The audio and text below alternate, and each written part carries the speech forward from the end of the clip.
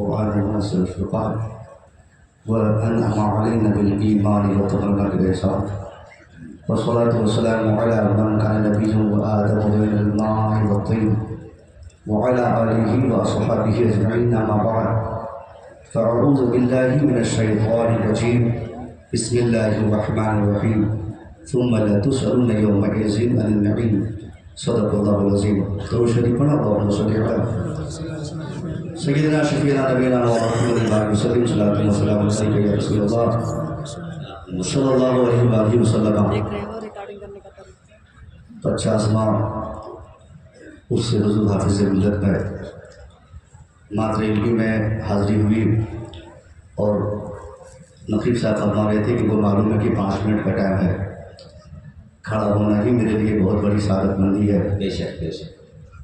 ایسے ہی موقع سے جو ہمارے آراز ہوتے ہیں، جو ہمارے ذمہ دار اسٹیج ہیں، ایسے ہی موقع سے ہمیں پیغامات دیے جاتے ہیں جو پورے سال کے لیے روح کی طرح، غذا کی طرح ہمارے معاشرے کو یہ پیغامات زندہ رکھتے ہیں.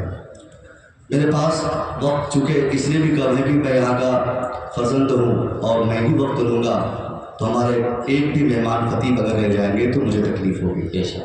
میں چاہتا ہوں کہ چند باتیں موجودہ حالات کے تناظر میں بطور پیغام آپ تک پہنچا کر رخصت ہو جاؤں. آج کی تاریخ میں مسلمان پوری دنیا میں جس طریقے سے جی رہا ہے یہ کسی کو بتانے کی ضرورت نہیں. ہر آدمی جانتا ہے کہ مسلمانوں کی کیا صورتحال اس وقت دنیا بھر میں ہے. مسلمانوں کو ایسی حالت میں سب سے زائد جن چیزوں کی ضرورت ہے وہ سیلف اکاؤنٹیبلٹی کی، خود کے محاسبے کی ضرورت ہے. جو دور آج ہم جس دور سے گزر رہے ہیں، ماضی میں ایسے ادوار ہمارے سامنے کبھی نہیں آئے، یا آئے بھی تو اتنی شدت کے ساتھ نہیں آئے. آخر کیا وجہ ہے؟ ہم نے پوری دنیا کو بیدار کیا. آج ہمیں سوئی قوم دنیا محسوس کر رہی ہے.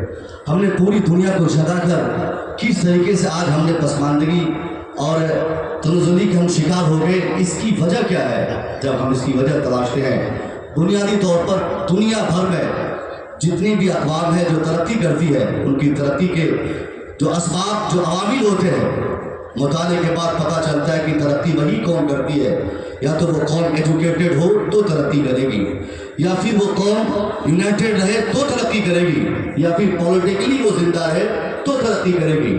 یہ 3 ایسے ایجنسیز اور عوامل ہیں.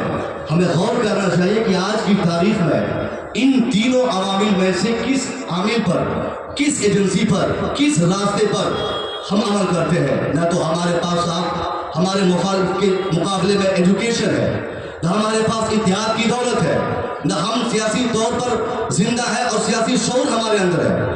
جب ان تینوں میں سے کسی بھی راستے کے ہم مسافر نہیں تو پھر ترقی کی امید لگانا بیکار ہے.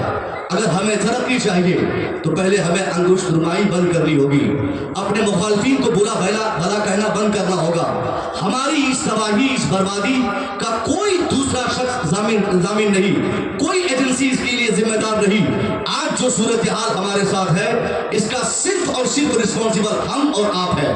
ہم نے اپنے معیار کو گرایا.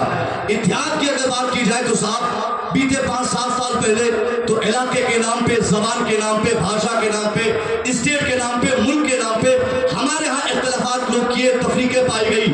مگر موجودہ دور میں جو ہم نے اختلاف کی ایک نئی جہت قائم کی ہے. اب ہم نے مدرسوں کے نام پہ بانٹ دیا، ہم نے مسجدوں کے نام پہ اسلام بانٹا، ہم نے خانقاہوں کے نام پہ اسلام بانٹا. اب میں پوچھنا چاہتا ہوں، اخبارات کی خبر سے اگر آپ نے پڑھے ہیں کہ 57 ممالک ہمارے 150 کروڑ تعداد پوری دنیا میں ہماری، میں پوچھنا چاہتا ہوں مبارک پور میں کتنے لوگ ہم خیال آپ کے ہیں؟ اس ضلع میں اعظم گڑھ میں کتنے مسلمان ایک خیال کے ہیں؟ پورے اتر پردیش میں کس حصے کے مسلمان ایک خیال کے ہیں؟ 57 ممالک کا نعرہ لگانا، 150 کروڑ مسلمان ہونے کی باتیں کرنا، یہ صرف خوش فہمی میں مبتلا کرنے کے لیے ہے. زمینی سطح پر اگر ہم آج کی تاریخ میں مسلمانوں کا جائزہ لیتے ہیں، دنیا بھر میں ایک بارش زمین مسلمانوں نے اختلاف کے بغیر نہیں چھوڑی. ہم نے اپنی خانقاہوں کے نام پہ اپنے اسلام کو آج کی تاریخ میں بانٹ کر اپنے سوا غیروں کو ہم نے بہتر نہیں سمجھا. نتیجے میں جو تباہی ہونی تھی، جو بربادی ہونی تھی، جو معاملات ہونے تھے، آج مسلمانوں کے ساتھ ہے.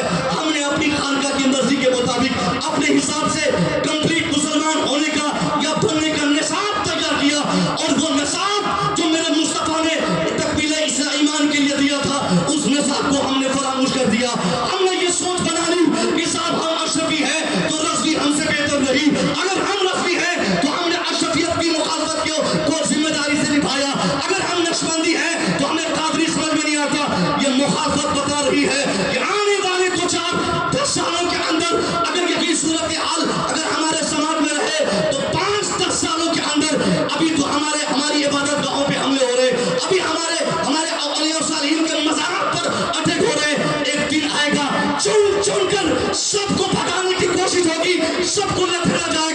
ضرورت اس بات کی ہے کہ ہم پوری دنیا میں ایک جہتی کا پیغام دیں، ایک مسلمان بنے اور تکمیل ایمان کی وہ باتیں کریں، وہ نصاب استثابت کریں جو میرے مصطفیٰ نے دیا تھا۔